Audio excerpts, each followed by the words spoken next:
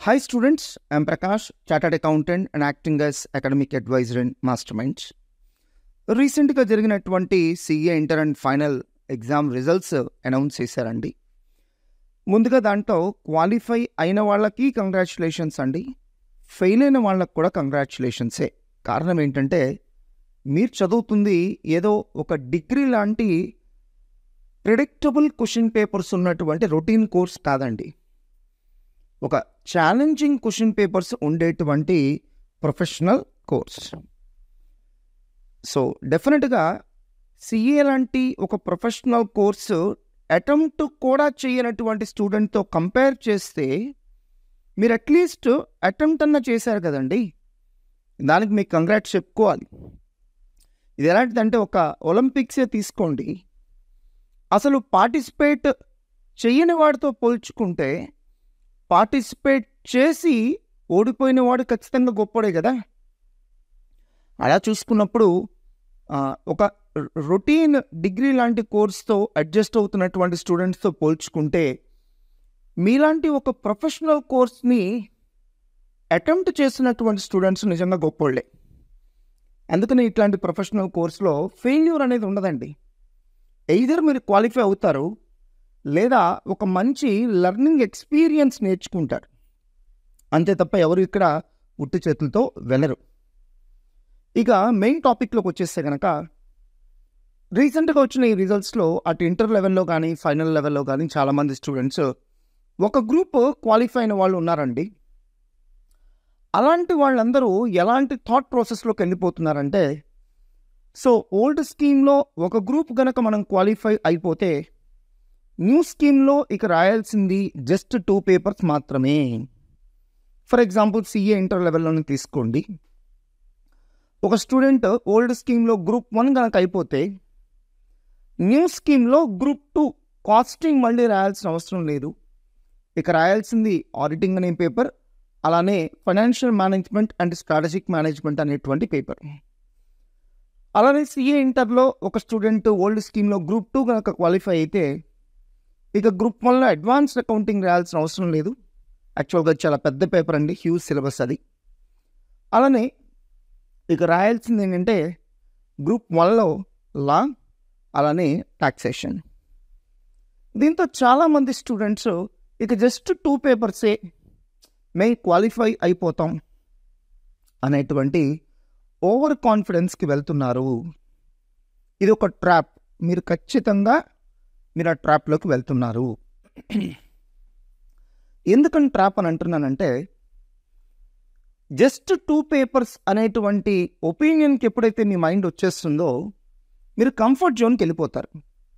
ఎప్పుడైతే కంఫర్ట్ జోన్కి వెళ్ళిపోతారో ఇక ఎవ్రీడే సీరియస్గా సిన్సియర్గా ప్రిపరేషన్ అనేది ఉండదు. ఇది చాలా చాలా డేంజరస్ అండి.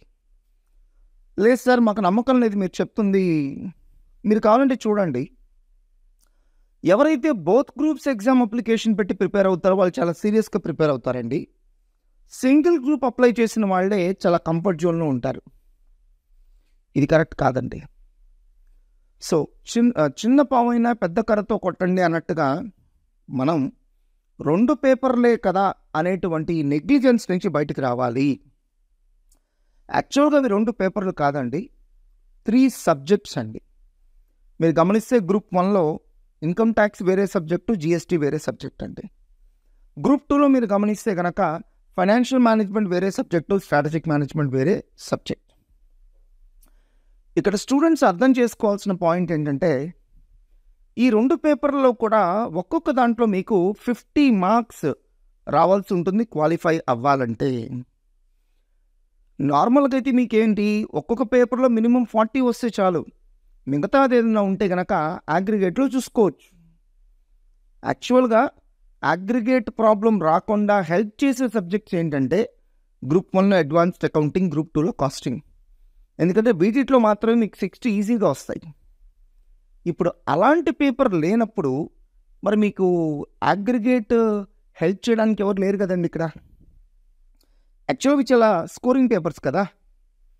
ఇప్పుడు ఆ పేపర్సే లేనప్పుడు అది మీకు అడ్వాంటేజ్ కాదండి, డిసడ్వాంటేజ్. అది మీరు అర్థం చేసుకోవట్లేదు.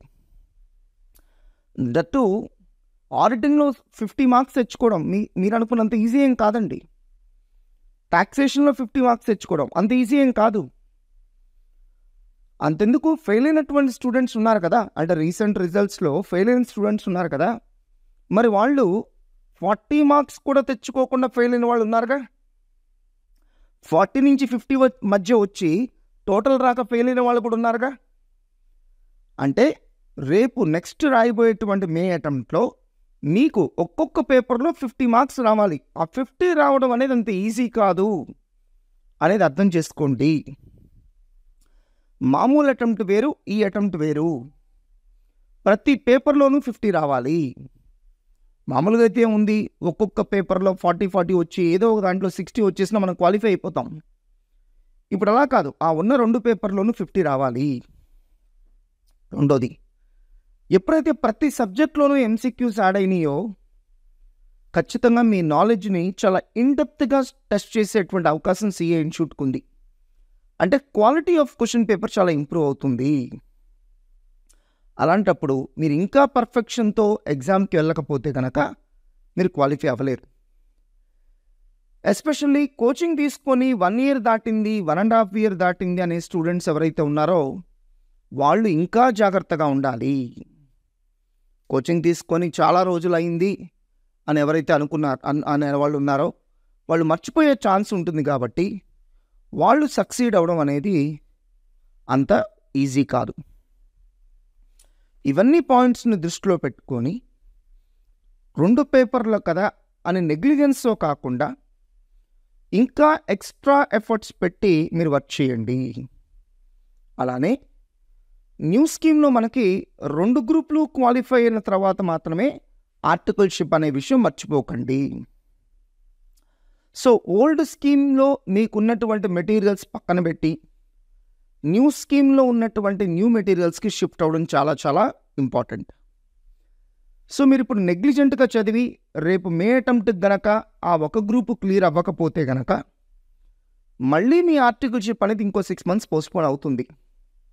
సో ఆ 6 months అనేది లైఫ్లో ఎంత వాల్యుబులో మీకు తెలుసండి. మీరు చేసే చిన్న పొరపాట్ల వల్ల అనవసరంగా మీ వాల్యుబుల్ టైంని 6 months కోల్పోయే ప్రమాదం ఉంది. సో నా అడ్వైజ్ ఏంటంటే ఇంకా జస్ట్ ఒక 3 months ఉంది కాబట్టి ఈ 3 months ఓన్ ప్రిపరేషన్ అట్లాంటివి ఏం పెట్టుకోకుండా మాస్టర్ మైండ్స్ కానీ మరొక ఇన్స్టిట్యూషన్ కానీ మీకు కాన్ఫిడెన్స్ ఉన్నటువంటి ఇన్స్టిట్యూషన్లో జాయిన్ అయ్యి కోచింగ్ అవసరమైతే coaching, study hours and revision exams అవసరమైతే study hours and revision exams attend అయ్యి సిన్సియర్గా చదివి ఆ 2 పేపర్స్ కూడా చక్కగా క్లియర్ చేసుకుంటే మీరు ఆర్టికల్షిప్లోకి వెళ్ళిపోవచ్చు. సో ఇది మీ మంచి కోరి చెప్తున్నటువంటి అడ్వైజ్ అని అర్థం చేసుకోండి. All the best my dear students.